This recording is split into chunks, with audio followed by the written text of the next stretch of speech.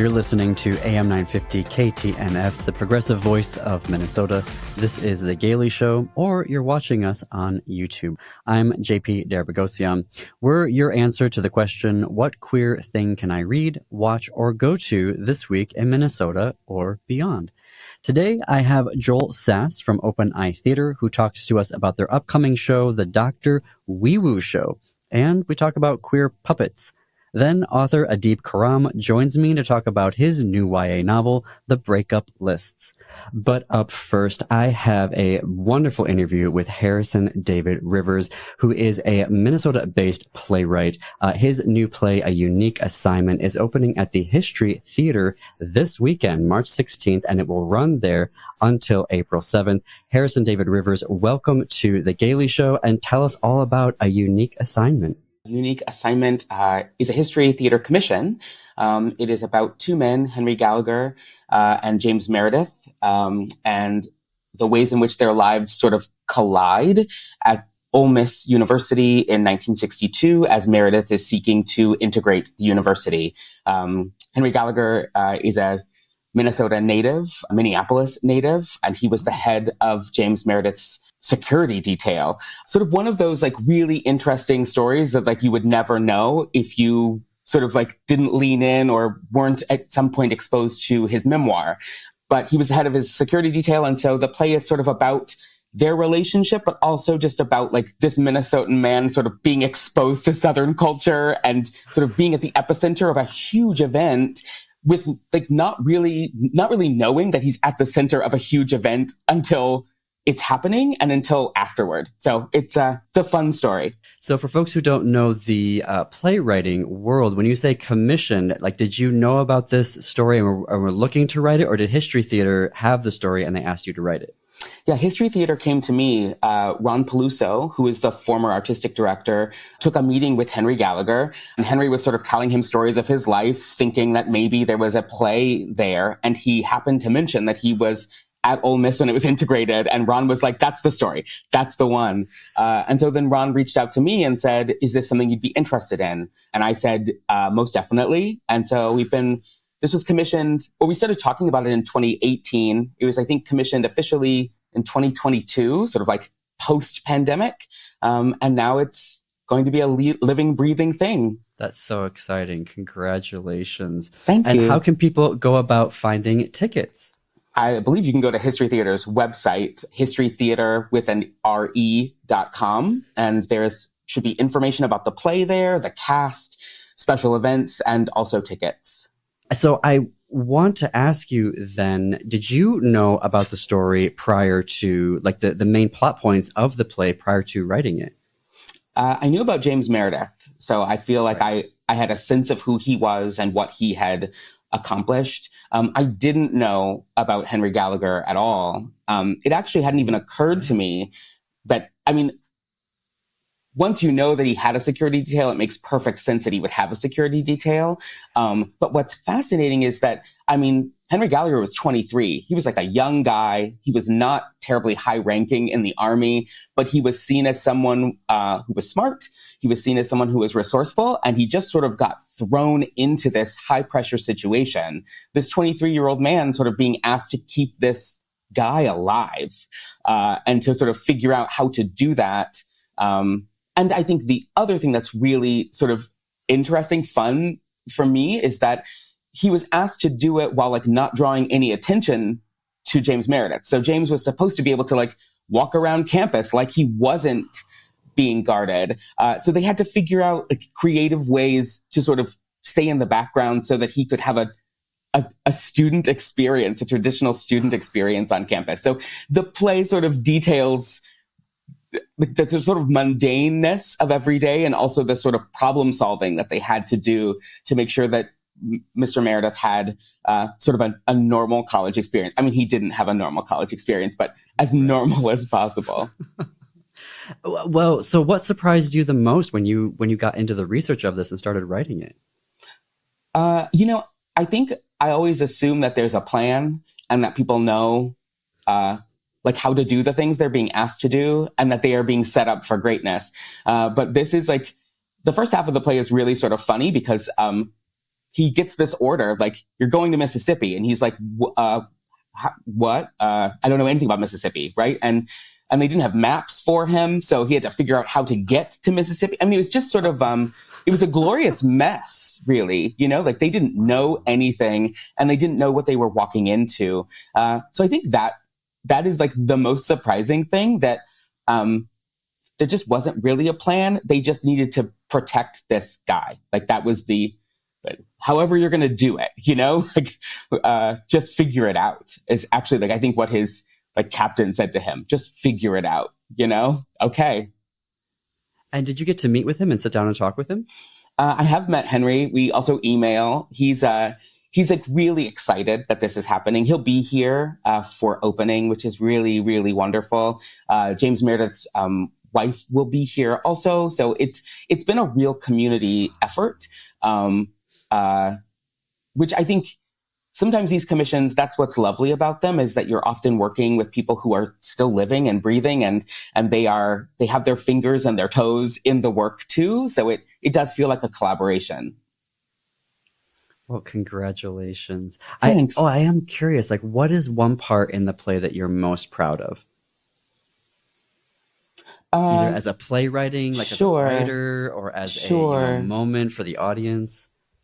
I mean, I think the ending is quite lovely. There have been a number of endings over the life of the development of this play, and I think we've arrived at something quite poignant without reaching, like, grasping at straws. Like, I think sometimes you want there to be sort of like we're going to leave you with something. And I think that this play leaves you with something, but it's maybe not as big and grand as one would imagine. It's really, I think, accessible. It's sort of like this is what this man learned. And it's something that actually all of us, like, it's actionable for all of us. So I think I'm most proud of where we ended. I love that. And I am a fan of This Bitter Earth, your play. Yeah. We got to see it at Penumbra a number of years ago. It was so special. And so first of all, thank you for writing it, because it was just such a wonderful experience to sit through, and the way that you were grappling with these issues. And for folks who haven't seen it or read it, can you tell us a little bit about This Bitter Earth? Yeah, I mean, This Bitter Earth is a 2-character play, and it sort of traces the relationship between a Black guy and a white guy between the years 2013 and 2015. So rise of Black Lives Matter, a sort of like really treacherous, dangerous moment, I think, for Black men, for Black people, for gay Black people. And so it sort of charts how they sort of live through that together, sort of like the highs and the lows of that. I was really, really pleased with that production. Penumbra they put their foot in it, both feet, really. Talvin Wilkes is the director, my incredible actors, the whole team, and the support that we felt at Penumbra, sort of telling, I think, this really, really timely story. It's a really fond memory. So I was so thrilled to be able to get this interview, because I loved This Bitter Earth. And so I want to ask you then about, what is your perspective on, you wrote this play tackling these themes, beautiful relationship and the ending. But how do you see things today? Like, your perspective of how the country has gone since writing This Bitter Earth? Goodness, my perspective. I mean, doesn't it just sort of feel a little bit like things are just rough? Like things have just sort of remained rough, maybe in different ways. But I do think that I think that the play is still relevant. I think that its themes still resonate. I think that my goal in writing, I think, was to sort of promote empathy and conversation. And I think we still need empathy, and I still think we need to be reaching across aisles to have conversations. And I think just to keep centering humanity. Like, we are people. Each of us is an individual, and like really trying to see each other.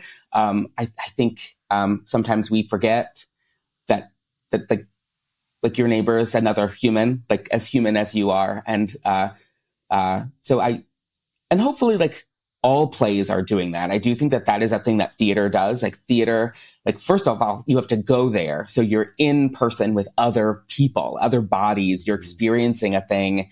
And then I think that storytelling wants to sort of open you up and really encourage you to see your story in the story being presented, and to realize that like it's not just yours. It's actually like maybe everyone's in the theater. So hopefully that's like what any theatrical experience is going to do. It's going to say like, hey, look, like yes, you are super important, like, you know, but also like the people around you are too. So try to remember that.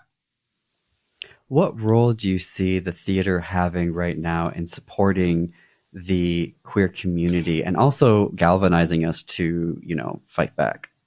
I mean, I do think that there's a lot of really, really beautiful queer writing out there right now, and a lot of queer writers who are pushing envelopes. I think we're getting such a diversity of queer stories right now. And I think some of them are making their way onto really major stages, which is also very exciting. So I'm excited that there's so much to see and experience. I think even for me to be able to go to the theater and see a life that is like similar to mine in some ways and like vastly different in others. And yet we potentially, like, me and the characters are me and the author do identify similarly. I think that that's a thing that didn't exist when I was a kid. It didn't exist, you know, when I was even in college. So I think it's a really encouraging time on stages. And I hope that we go and see this work. I hope that we go and support this work and these artists, because I think that the more representation, the more we can see ourselves and the sort of variety of us, and others can see the variety of us, I think that continues to push the envelope forward in really positive ways. What's some recent queer theater that you've seen or read that's been life-giving for you? I actually haven't seen a lot of theater recently. I've been doing a lot of writing. But you know, there are writers who I love. Yeah. There are writers who I love. Michael R. Jackson, whose Strange Loop was on Broadway, last season. Christina Anderson is always making beautiful work. Her play, The Ripple, The Wave, that carried me home, has been produced in many major theaters, across the country. I hope it comes to the Twin Cities. I mean, they're just like beautiful writers writing beautiful stories, hard stories, but like told beautifully. I'm really excited to hear. Can you share what you're writing right now? Yeah, I'm working on a number of things right now. I'm working on a new musical about Nina Simone, with a really great group of collaborators, both in New York City and in London. I'm working on a musical about Sophie Tucker, the sort of 1920s precursor to like Bette Midler and Mae West, and which is having a production at Bucks County Playhouse in Pennsylvania this summer, which I'm really excited about.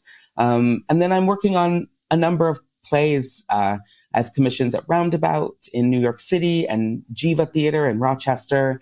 I'm working on an adaptation of A Christmas Carol right now. I mean, so there's a lot sort of in the hopper. I do.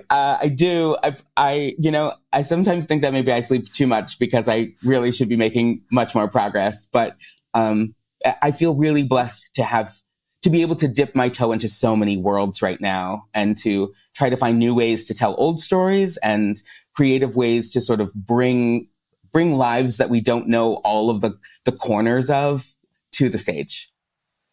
I'm really excited to see and hear more about this Nina Simone project. Yeah. Do you have like a time horizon of like, is it a 2025? We don't. We're having lots of conversations. I think the project is really beautiful. So we're going to find a good home for it. I don't have an update on that yet, but we're going to find a good home. Well, speaking of updates, how can folks connect with you, follow you on social so that they can get all of the Harrison David River updates? I mean, I'm terrible at that sort of thing, at the updates, but I do have a website. It's harrisondavidrivers.com. That's probably the best way to sort of see what I'm up to. I'm a terrible poster on Instagram and Facebook, but you can find me there, just my name in both of those places as well. Perfect. Well, whenever you've got a new project coming up, really easy way to promote it. Come to the Gailey Show. I will let you know about that would be great that you have coming up here. So, Harrison David Rivers, thank you for joining me today. Yeah, it was a blast. Thank you. Okay, well, joining me now is Joel Sass with Open Eye Theater. Hello, Joel. Welcome to the Gailey Show. Hey there, JP. Glad to be here. Absolutely. So y'all have a new show coming up here in the middle of March. So tell us, what is the name of the show? What is the people can expect when they show up and watch it? Oh, we've got a bunch of things going on. We actually just closed a show called Honey, I'm Home by Madeline Rowe. That's part of our guest artist series that we run alongside our main stage offerings. The one that's coming up is by another young theater company called An Alleged Theater. Although it has been verified, they are indeed a theater company. And they specialize in kind of pop culture, satire, parody. They're doing something called the Dr. Wee Woo Show, which is a mixture of a live stage version of a children's television program being relaunched by the original creators. But there's a lot of things awry. It's like Samuel Beckett meets, Mr. Rogers' Neighborhood, basically. And then after that, we've got some crazy puppet activities. So, we're multidisciplinary theater. So we do like puppetry theater, storytelling, music. And at any given month throughout the year, it will be all of that or a combination thereof. Wait a minute. Tell me more about the puppetry theater. Oh, yeah. Yeah. Our Open Eye Theater originally started to feature the puppetry work of our founder, Michael Summers. And then about 10 years ago, because it's so artist-centered and focused, other disciplines began making a home here, and then the work starts to cross-pollinate. So if we've got a brand, it is due to the diversity of the work and the people doing it, and the fact that it can be a live stage show that incorporates elements of puppetry or animation or object theater, or a live music concert that is backed by, a shadow puppetry show or, custom animation, or in some instances, crazy modern dance. I love this. So when you say, the upcoming puppetry show, how big are the puppets? Oh, it totally varies. Like, this is a program that we inherited about 4 years ago. It's called Puppet Lab. And it's a 6-month residency for emerging puppetry and mask artists. So these are folks who have, studied, they've been making, they're doing short works, but this brings them in for a 6-month program where they're mentored and they engage in workshops, and they're given all of the production support to do their first pretty professional, evening length work, 30 to 40 minutes. So it's 4 artists who share a double bill over a 2-weekend festival. And I think last year we had a 6-foot tall talking vagina named Gloria. We had some really cool shadow puppetry crankies, which are these long visual stories that spool out against a backlit panel. And then lots of other combinations of marionette or hand puppet, or, you've got people who can take stuff from your broom closet and animate it into, characters who've got a life story. So it's kind of been a real popular program. And out of that, people either develop work into, a subsequent presentation, or they are, becoming involved in any other programming that we might have going on here or around town. Minneapolis, the Twin Cities, is one of the hotbeds nationally for puppetry arts. And not everybody knows that, but we should be like tooting that horn, small or large. What? You seem shocked. I know you seem shocked. I did not know that. I love that. Oh, the Twin Cities, always surprises right around the corner. I love that. Right. So are there any queer storylines or puppets coming up here in the show? Almost always, yeah. Gay, LGBTQ, trans communities are super well represented in the maker community here. I know in particular in this year's Puppet Lab Festival, we've got a couple of non-binary artists doing a live action video game that the audience participates in. And then we have another who does a really cool combination of shadow puppetry and marionette work, which has a very specifically gay inflected theme and subject that's riffing on fairy tale lore, specifically The Little Mermaid, and fraught family dynamics.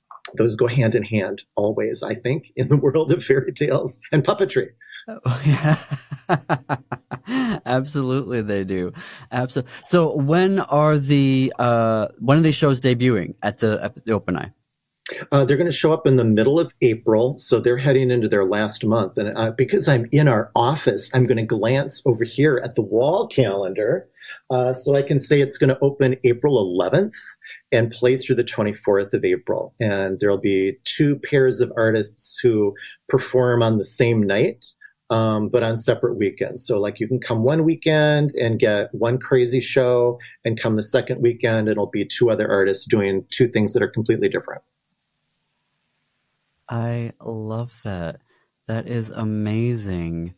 And I want to ask, like, puppetry, like so is it because of Open Eye Theater that we have become kind of the puppetry capital or hotbeds of America? I wouldn't say because of Open Eye, although we've been a partner in this for about a couple decades, but even before Open Eye, in the It's heart been of the beast, Stefan. Yeah, no kidding. I mean, we're starting our 24th year, not under me, but I'm helping shepherd this like into another decade of vital participation in the community. You have been at the helm of Open Eye Theater for a number of years now, so I'm curious your take on where we are at with theater these days, right? We've made it through, I guess, kind of COVID. So what is your perspective on where theater is at and where you hope for it to go? Right. Anybody you're going to ask that to is going to have a different story. I'll share mine, but I'm knocking on wood as I share it, because we were small enough and agile enough that we were able to pivot during the pandemic and the shutdown and stay active throughout. In fact, we were, I think, one of the first groups to actually do like a live outdoor ticketed show in safety while we were still in lockdown.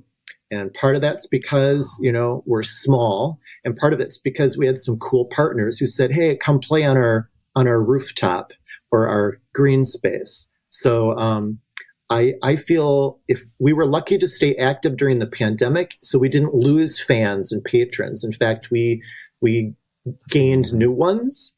Like even from like between last summer's show to the end of our holiday show, we had almost 1,300 new people come to check out theater, puppetry, music, and storytelling here, in addition to the folks who've always, known that they can check us out for something really cool and diverting that's original and made by, artists in the Minnesota and locality. Going forward. Congratulations on that. Yeah, going forward.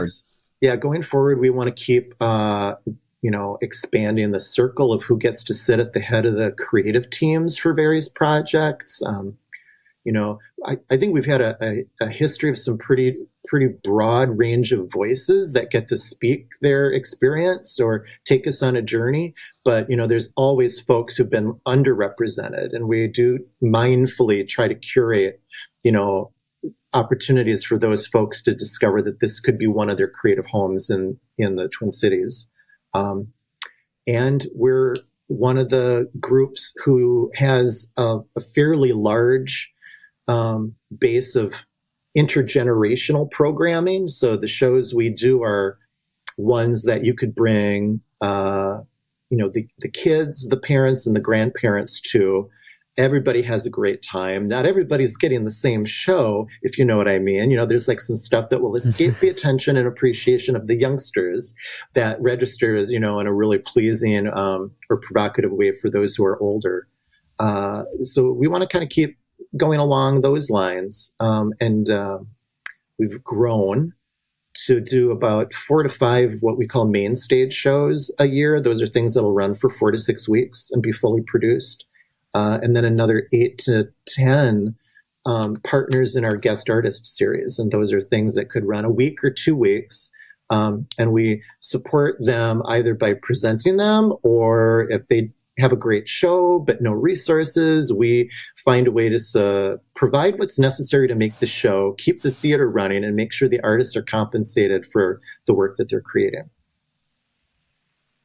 I love that. I love that. Well, congratulations on the success that you are doing, Joel. I want to continue this conversation. So when you've got shows that are coming up here, please, you have a standing invitation to join us here on The Gailey Show. Head to openeyetheater.org for all your show information and tickets and availability, and to see what's coming up next. Joel, thank you for being here. It was great to be here. Thanks, JP. If you haven't read Adib Khrorram's novel Darius the Great is Not Okay, or its companion Darius the Great is Better, then you need to. Adib joined me to talk about his newest novel, which drops April 2nd. All right. Well, Adib Khrorram. I was immediately like Armenian and Iranian. I immediately went to like pronouncing it. But welcome. I also answered awkward pauses from a substitute teacher calling roll, so it's all good. Perfect, right? That the awkward pause of like, wait, what's happening here? So welcome to The Gailey Show. I am so thrilled to be here. Thank you for having me. Absolutely. So you have a new book coming out, The Breakup Lists. And as a former theater kid, what immediately drew my eye was that your hero is a stage manager. And usually all the queer kids are like performers or musicians, downright center in the spotlight. And you're writing about the unsung hero, the person with all the power, the real power, the stage manager. So tell us about your new book. Tell us about our hero. Yeah, so The Breakup List is about a high school stage manager named Jackson Ghaznavi. He lives in Kansas City, Missouri, and he's queer, he's deaf, and Iranian American, and he is, as you said, the stage manager for his high school. And he really, for the most part, likes being backstage. He likes the power because he's a little bit judgmental. And one of the ways that comes out is his sister, older by 1 year, Jasmine, is kind of a chronic dater, and therefore chronic get broken up with her.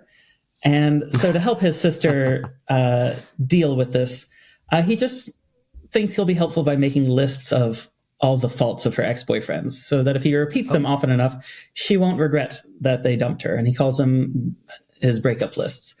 So that all goes well and good. And he's pretty cynical himself in love. However, the hot swim team captain decides to audition for the fall musical, starts being really friendly to him.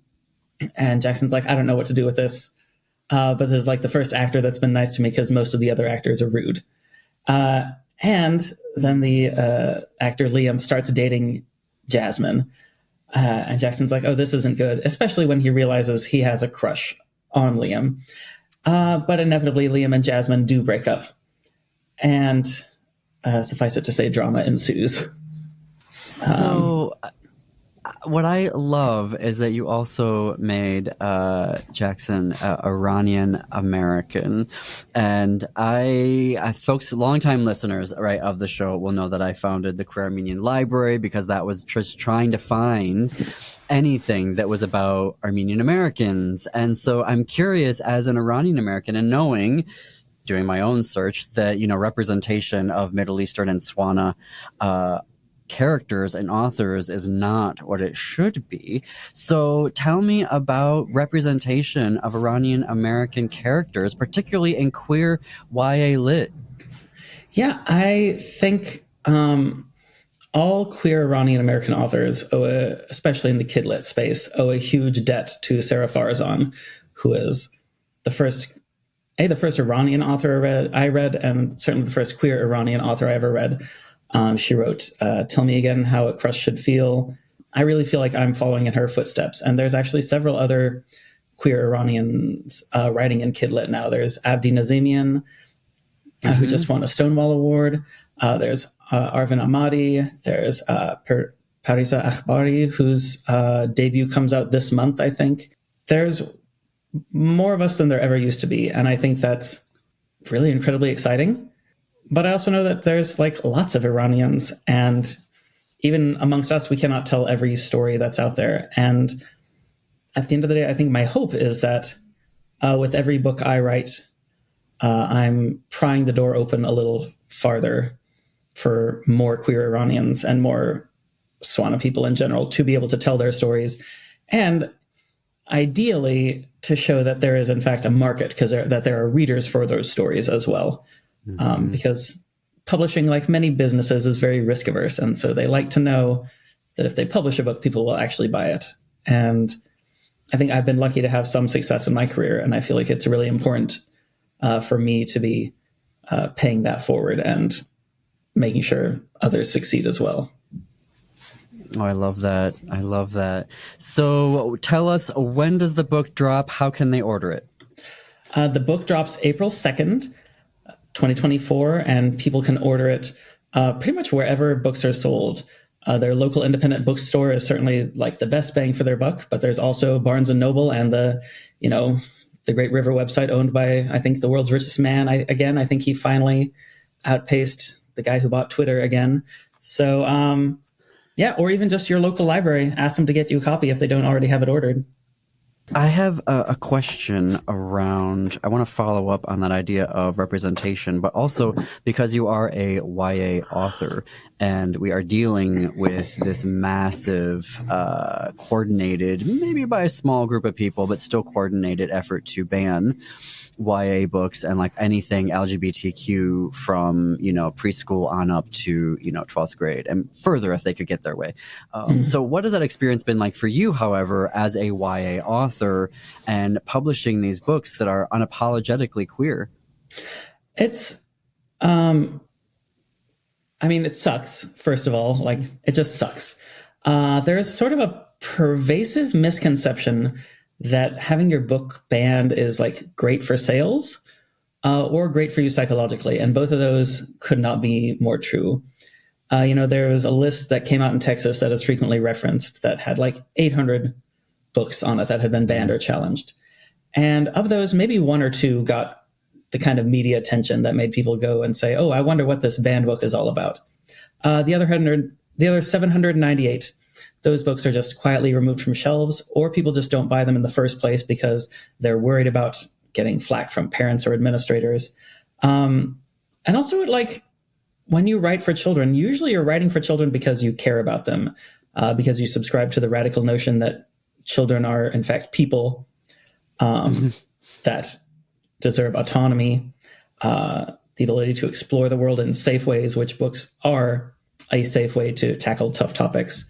And also that oftentimes we as authors are drawing from our own lives when we tell these stories, and being told that our own experiences, our own lives, our own existences are inappropriate sort of tacitly also implies that any child in school that also shares those experiences is inappropriate, whether they're a queer child or a Black and brown child, or a child with a family member that's incarcerated, or a child that is the victim of sexual violence. When we say those people when we say those topics are inappropriate, book banners are really saying that those people are inappropriate. And if they had their druthers, those people would be removed from the public sphere. And I think it's the height of cowardice for any adult to sit behind their computer filling out an online challenge form for a book because they don't have the guts to go and look a child in the face and say, I don't think you should be allowed to be in school because of who you are. Sorry, I'm really, really mad about the book banning thing. And also just, as you should be, as a working writer, also yeah, unless you're the one or one of the two people that get a big marketing boost from your book being banned, you do lose sales. Schools are afraid to have you come in and talk to students, and I like talking to students. I think I'm very good at it. Listeners will note what a charming personality I am. And when we write for kids, it's because we like and care about kids. And being called groomers, being told that we're harmful, is really horrible to hear. Yes, it is. It is. In terms of like talking to kids, so I talk to some like YA authors, and when they say they're writing their books, they will say to me that they're thinking about their own youth and how this is a book they wish that they had on the shelves in their library or in their local bookstore. So for you, as you're writing your novels, like who do you think of when you're writing them? Oh, I'm very selfish, so I'm always thinking of myself. I'm thinking of 15 or 16 or 17-year-old me, who was closeted and like the only Iranian kid in a overwhelmingly white school in suburban Kansas City. I'm thinking of the me that didn't really understand what queerness was until I got older. Mm-hmm. And I'm thinking of what the kid who is like me might want in a book and how I can make the world a better place for them. I love that. Can I ask? Because of course. When my mom and her sister came over, we ended up in like northern lower Michigan, which my Armenian grandparents were always like, how did that happen? And even like today, I'm like, how did that happen? May I ask, like, how did your family end up in Kansas City? Yeah. So, my dad is Iranian and my mom is white. My mom was born and raised in and around Kansas City. My dad was born and raised in Yazd. And he came to the United States before the revolution to go to school. Back when America and Iran had normalized relations, lots of Iranians came to school. Lots of Iranians came to the United States to go to school. And so he did that, met my mom, fell in love, and they actually thought about moving back to Iran to raise a family. But then there was a revolution. And that combined with my mom's Midwestern parents being like, what happens if we need you? And laying on like the very thick Midwestern guilt trip, they very much decided to stay. And so since my dad went and my mom both went to school close to Kansas City, and this is where family was, this is where they settled. The rest of my dad's family did leave Iran eventually and settled in Vancouver, British Columbia. And so we got to visit them a lot over summer vacations growing up. Oh, that must have been a trip to go from Kansas City to Vancouver. It certainly was. Especially summer in Vancouver is absolutely gorgeous. Or it was before global warming made it so that it's always hot. And no one there like built houses with air conditioning because it didn't used to be hot for more than like 3 days a year. How dare you come onto the radio and say that global warming is a thing? Oh no, I'm right. That's sorry. Yep, you're right. Listen, they're already calling me things. What's one more insult? There is zero evidence that global warming is a thing. Absolutely zero evidence. The fact that we don't have snow this year is just, completely irrelevant to the conversation. Oh, you didn't have any snow? We had a ton. We had like 3 blizzards in a row in January in Kansas City, which is unusual. Usually we have like a good snowstorm, but not like a capital B blizzard. Yeah, we have nothing. It was very strange. You have nothing? Absolutely nothing. We couldn't even go skiing. There has literally been snow on the ground for maybe a week, and it was like a dusting. It's been wild. It's like 60 degrees outside. It's been 60 degrees a lot in January and February, which is absolutely unheard of here. So it's absolutely... That makes me nervous. Don't love it. We don't understand. We don't understand what's happening.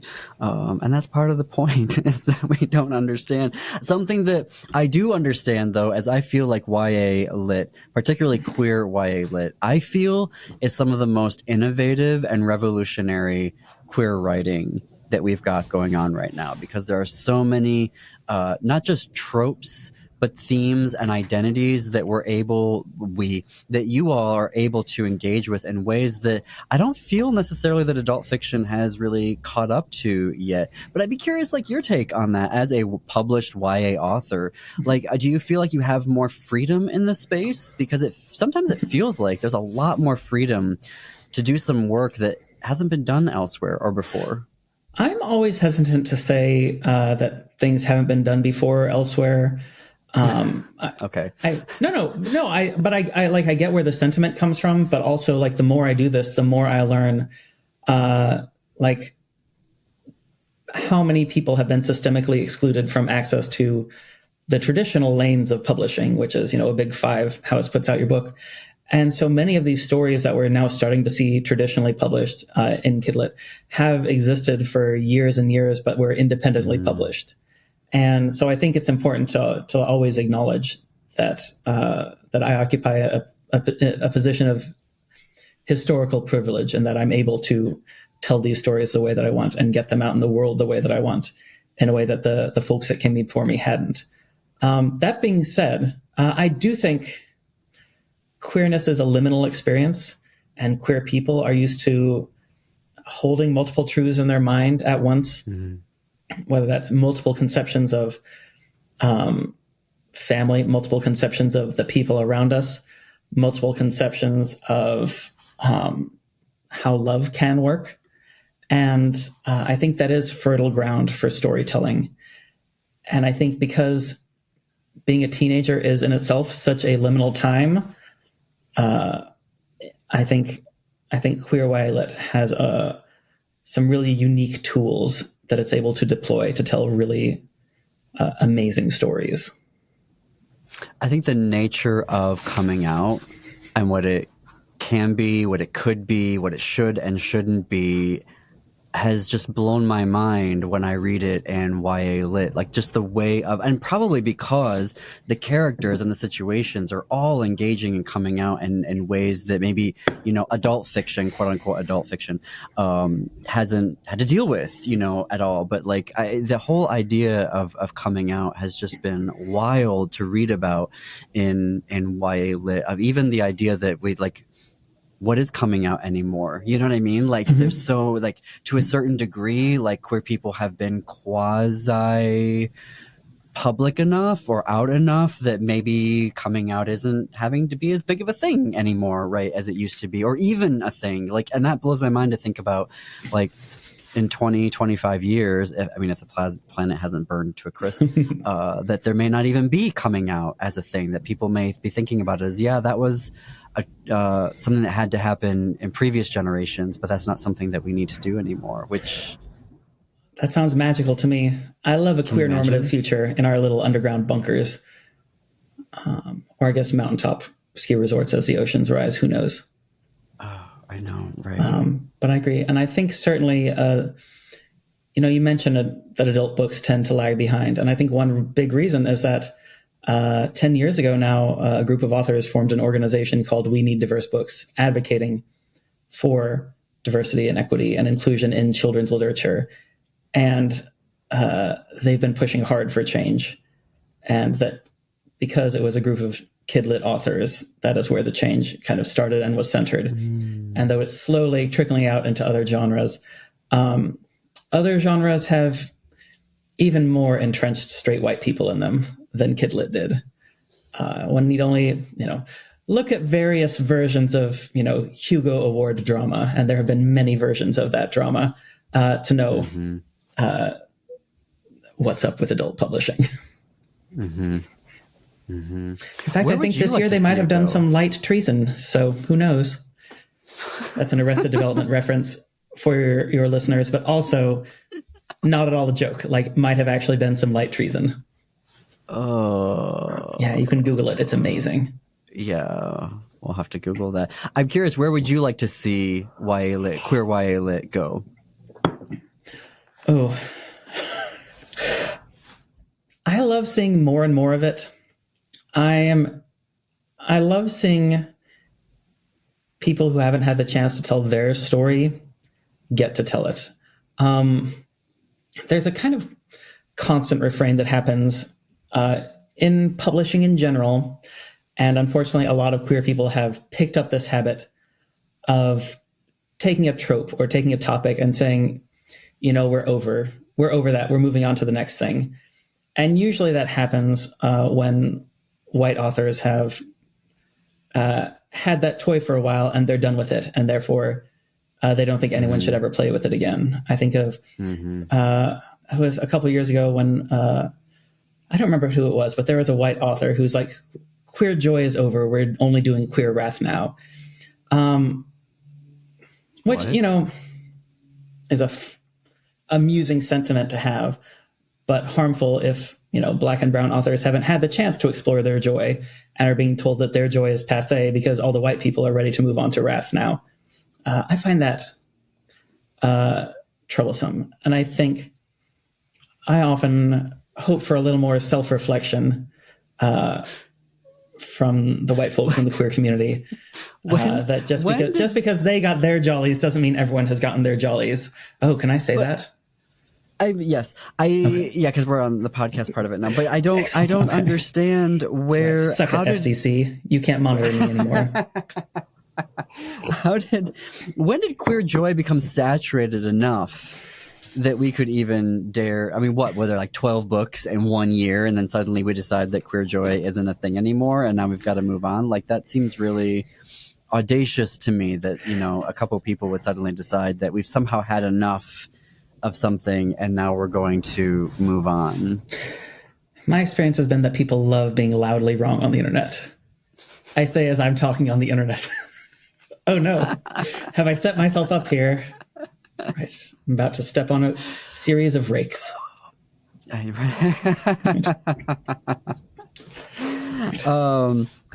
Adib, I have really enjoyed this conversation, so I'm going to say that I'm going to have you back on here, even, before you have your next book coming out. Because I would love to. You say that like it's not only a few months away. It might be next week. I don't know. Just check your email because. No, I would absolutely love. I have lots of more very loud opinions to share, so I can't wait. Exactly. I really look forward to that. So, all right. Well, Adib, one more time, tell us, how can we pre-order your book? Yes. So you can pre-order The Breakup Lists, pretty much anywhere books are sold. Your local independent bookseller, Barnes & Noble, Amazon, or even ask your library to put in an order for it, and they should be able to help you out. Love it. And how do we follow you? Your website, social media? The easiest way is my website, adibkhrorram.com, ADIBKHORRAM. I have a once a month newsletter that is sometimes filled with essays and sometimes filled with anecdotes and sometimes just has pictures from my Baldur's Gate 3 playthrough. I'm also on Instagram at Adib Khrorram. I'm on Blue Sky at Adib Khrorram plus whatever thing they add on Blue Sky. I'm on TikTok at adib.khrorram because even though there wasn't an Adib Khrorram on TikTok, they wouldn't let me use that username, and I'm very mad at them. I'm mad at TikTok for lots of other reasons too, but that one, I'm Adib Khrorram everywhere else. There's not a lot of other Adib Khrorrams. I don't get why I didn't get to have that. And I'm actually still on Tumblr as well. If you want anything about The Untamed or Star Trek, go to my Tumblr, adibkhrorram.tumblr.com. Oh, I love that. I could have a whole conversation about Blue Sky. I don't know how I feel about Blue Sky. I'll follow you there, though. Okay, yeah, I'll follow you back. My experience has been that all the smart people went to Blue Sky and all the loud people went to Threads, and you truly need both groups of people for a thriving social media ecosystem. No, Threads is the devil. No, Listen, someone on Threads tried to copyright the sun. It's a thing. I didn't hear about that. But I went onto Threads for literally 90 seconds. And I just started scrolling because I have Instagram, right? So you can just very quickly just create a Threads account. And it was literally 90 seconds and it was so much of a morass. And I was just the intensity, both of the hate and the wrongness and the just general disdain that I was like, nope. And I literally uninstalled and killed the account because I'm like, no, I can't. I'm not doing this again. I got off Twitter and I'm not going to do it. Fair. Did it delete your Instagram account when you deleted your Threads? No. Okay. There used to be they called it a bug, but I don't know if it was really a bug where if you deleted a Threads account, it would also delete your Instagram account. Oh. As a bonus. Fun. But apparently they fixed it because it wasn't intentional. I have 5 of them for all the different shows and stuff that I do. Yeah. It's becoming a thing. I can't handle more than one account. It's a lot. I wish I had lots of money so that I could hire somebody to do all of the social media or just the Instagram because I think I've got 5. and I'm terrible at all of them. I would love if someone would just make pretty graphics for me and then write the captions for me, and I can just copy paste them. Because I'm a little too much of a control freak to let anyone else access my accounts, mostly because I don't want them to know what I'm DMing my friends about. But like, just make it look pretty and then tell me what to say and how often to do it. And I'm very good at following instructions. Yeah, right. And there's got to be some sort of apps that would actually let them do that, where they could just post it without having access to your, like, the personal DMs, right? I don't know. They could even just put it in, like, you just email me. It's like, here's your Monday and here's your Wednesday and here's your Friday. Copy paste. Right. And I'd be like, yeah, yes, please and thank you. Done. Yes, please and thank you. See, this is rapidly becoming into like I don't know if it's the same in Iranian culture, but an Armenian goodbye where it's going to take 5 hours to actually get out of here.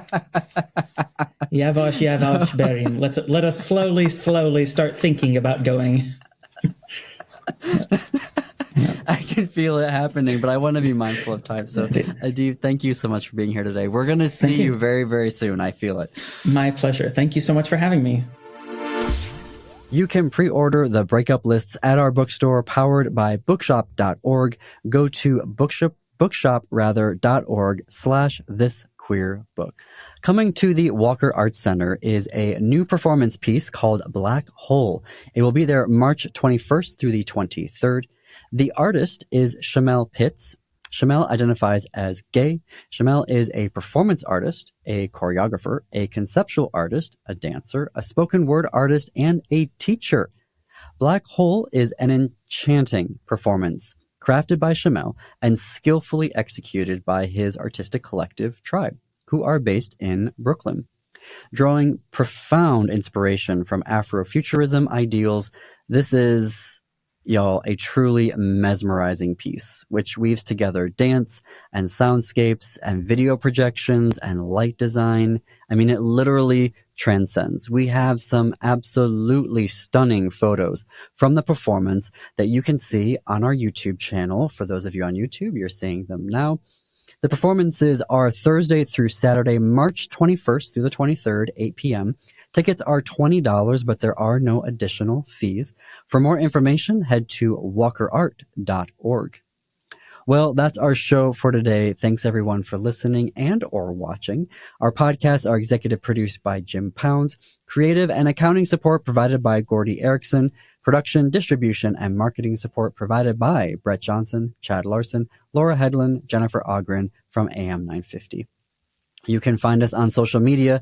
Search for This Queer Book Saved My Life on Facebook. We're at This Queer Book on Instagram, and we are at _Gailey Show on Instagram. Follow us there for previews of upcoming interviews I have on the show. And until our next episode, see you queers and allies in the bookstores.